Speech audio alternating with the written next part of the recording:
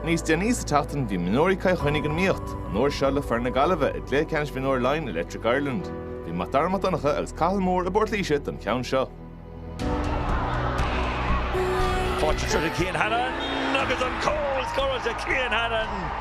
On over in the Galway. Oh, first block at the reach, shot to goal, Jake Mullen, for Carr, cold for Jake Mullen.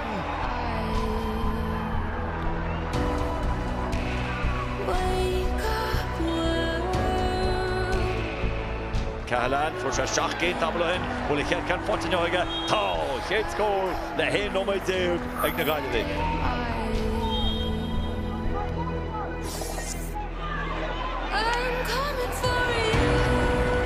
Agus an ceann táhaid at the goal mar, what is it? Táiste, Cahal, sin. Bíon a goal region is tá ráig ar clé, tá ráig ar iist, tá sí fóta go héad bent go leanach se ráid héad, tá se leanach ráid héad, Ceann it's a méile chúil, tá bhí neachtaithe Joe Rís gapan, tá Shelvick a bhain Rís, cóla!